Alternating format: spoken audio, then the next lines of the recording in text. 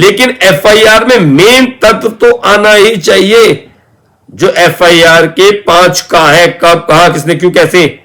तो उन कहा में किसने अगर आपने पहचान लिया है तो नाम तो वहीं पे खुलना चाहिए था। अब यही सुप्रीम कोर्ट ने जो कहा, सुप्रीम कोर्ट ने कहा एफआईआर पहली और सबसे महत्वपूर्ण सूचना होती है।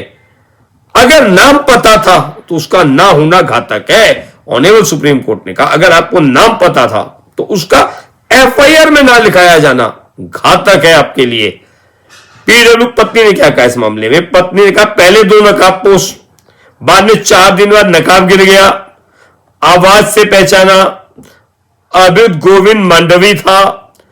देखिए पत्नी के वजन क्या चेंज हुए? पहले दिन तो आया कि 2 नकाबपोश थे, बाद में 4 दिन बाद पत्नी क्या कहती है? नकाब गिर गया था, मैंने पहचान लिया। तीसरी बार कहती है कि आवाज से पहचाना, नकाब था, आवाज से पहचाना, बाद में नकाब गिर गया था, पहचाना, अभियुक्त गोविंद मांडवी ही था। सुप्रीम कोर्ट ने कहा डिले स्टेट नहीं किया जा सकता। और एक अहम कानूनी बिंदु जो ऑनरेबल सुप्रीम कोर्ट ने टच किया कि अगर गवाह पहले से अभियुक्त को जानती थी क्योंकि अभियुक्त उसकी सौतन का भाई था, अगर गवाह पहले से अभियुक्त को जानती थी क्योंकि अभियुक्त उसकी सौतन का भाई था। नमस्कार दोस्तों, मैं आपका दोस्त एडवोकेट वीरेंद्र सिंह खुराना उपस्थित हूं आज एक नए निर्णय के साथ।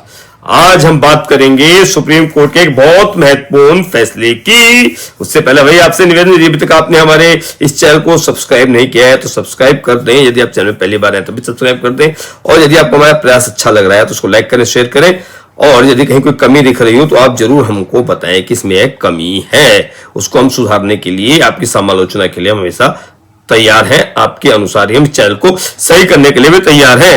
अब ट्रायल कोर्ट, हाई कोर्ट ने सजा दी लेकिन सुप्रीम कोर्ट ने अभियुक्त को बरी कर दिया।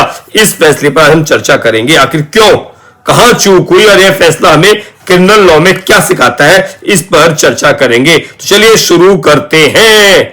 मृतक, यह मामला है 17 अप्रैल 2021 का। मृतक बेवन हिडको, स्थान खेत में बना फॉर्म हट।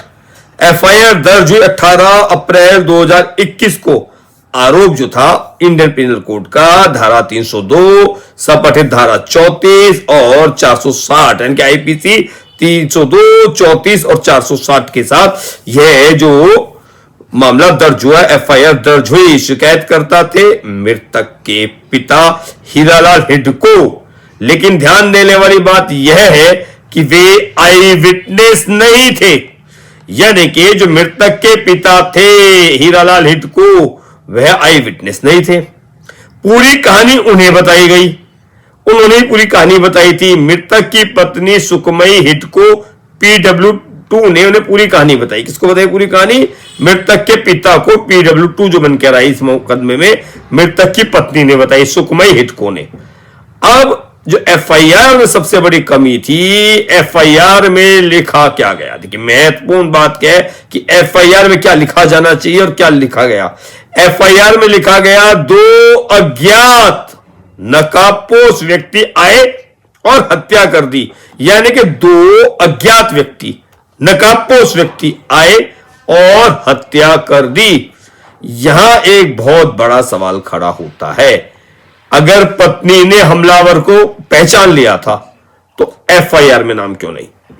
अगर पत्नी ने यानी सुखमयी ने यह पहचान लिया था कि ये नकाबपोश जो व्यक्ति हैं, जो अज्ञात नकाबपोश क्यों लिखा गया? अगर नकाबपोश व्यक्तियों को आपने पहचान लिया था उस समय तो एफआईआर में अज्ञात क्यों लिखा गया? यह सबसे बड़ा सवाल था।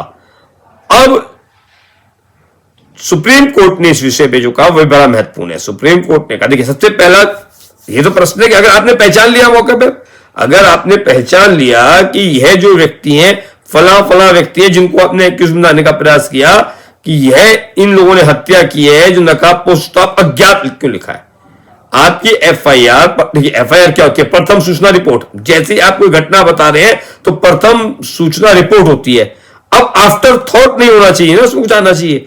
अगर बाकी कुछ चीजें जोड़ी जा सकती है, लेकिन यह जो आपकी चीज आ रही है, यह भी एक नियम है कि एफआईआर नॉट ए इंसाइक्लोपीडिया, लेकिन एफआईआर में मेन तत्व तो आना ही चाहिए जो एफआईआर के 5 का है, कब, कहां, किसने, क्यों, कैसे।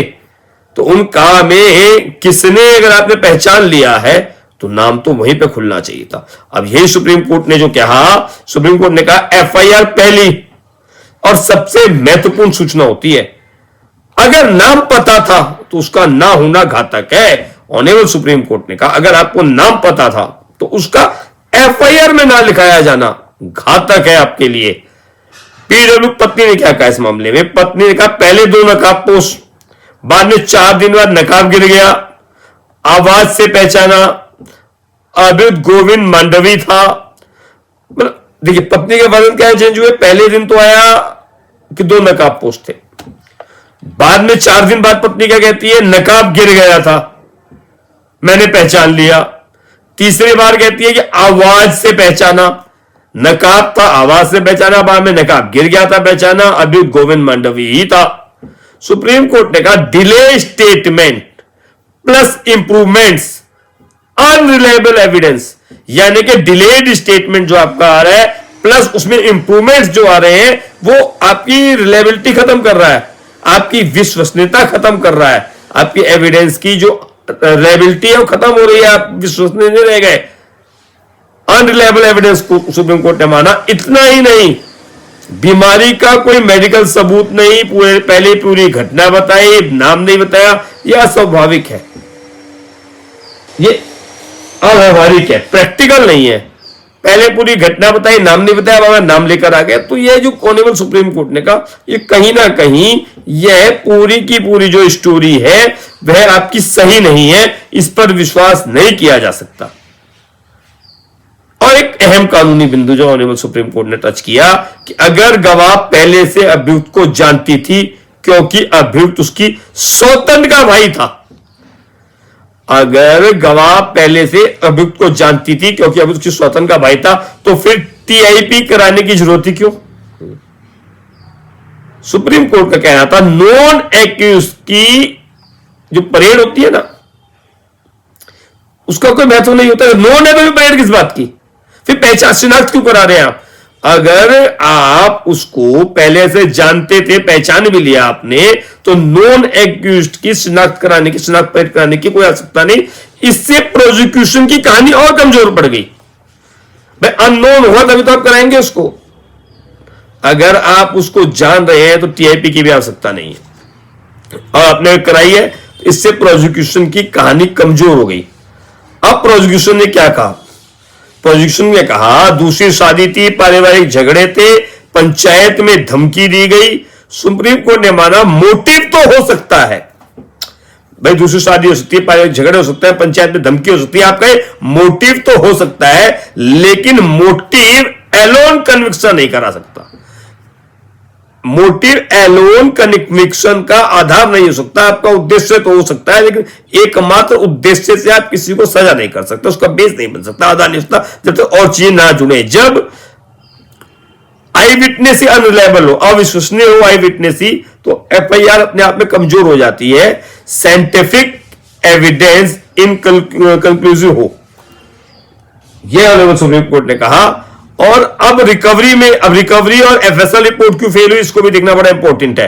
देखिए मोटिव ऑफ फैमिली डिस्प्यूट हमने देख लिया कि मोटिव हो, लेकिन अगर आपका मोटिव हो सकता है, लेकिन मोटिव एलोन कन्विक्शन का आधार नहीं हो सकता। लेकिन अब इसमें इंपॉर्टेंट चीज है कि रिकवरी और एफएसएल रिपोर्ट देखना बड़ा आवश्यक है।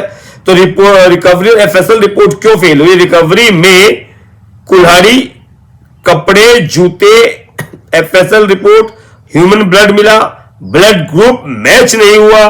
कोर्ट ने कहा जब तक ब्लड डिसीज से कनेक्ट ना हो रिकवरी बेकार है, मृतक से, जब तक ब्लड मृतक से कनेक्ट ना हो रिकवरी बेकार है।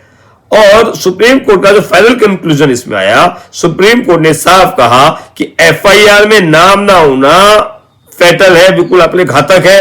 आई विटनेस की गवाही भरोसे लायक नहीं है, टीआईपी मीनिंगलेस है, रिकवरी इनकंक्लूसिव है, बेनिफिट ऑफ डाउट अभियुक्त को जाएगा। तो बेनिफिट ऑफ डाउट अभियुक्त को दिया गया और बरी कर दिया गया।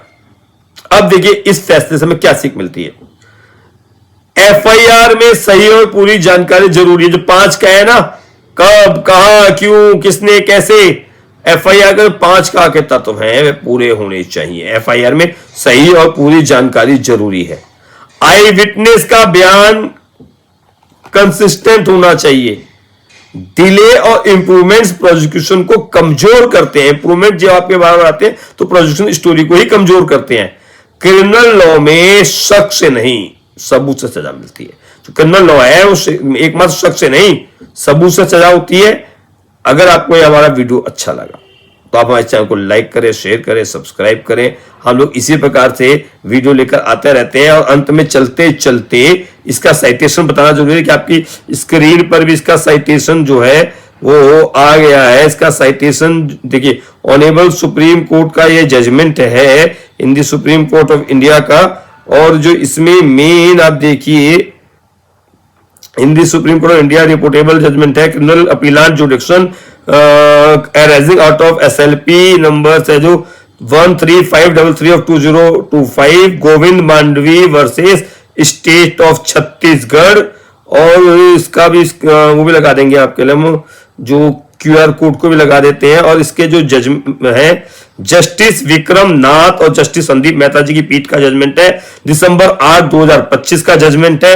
और देखिए इसका हम एक काम करते हैं, इसका QR कोड भी लगा लेते हैं 2025 का INSC 1399 2025 INSC 1399 ये इसका QR कोड हमने लगा दिया। क्योंकि देखिए QR कोड से भी हम इस जजमेंट को बड़े आराम से निकाल सकते हैं, क्योंकि जजमेंट तभी तो काम आएगा जब इसको निकालेंगे। बिना उसके तो कोई उसकी वैल्यू नहीं रहती। अगर आपको जरूरत पड़ा तो जजमेंट भी तो आपको मिलना चाहिए। तो आप साइटेशन से निकाल सकते हैं, QR कोड से निकाल सकते हैं, जजमेंट आपको एकदम मिल जाएगा। तो ये सुप्रीम कोर्ट का एक जजमेंट था। आज हमने चर्चा किया सुप्रीम कोर्ट के एक महत्वपूर्ण निर्णय की। कल फिर किसी एक नए निर्णय के साथ हम आपके सम्मुख हाजिर होंगे। तब तक के लिए सभी को नमस्कार, नमस्कार, नमस्कार।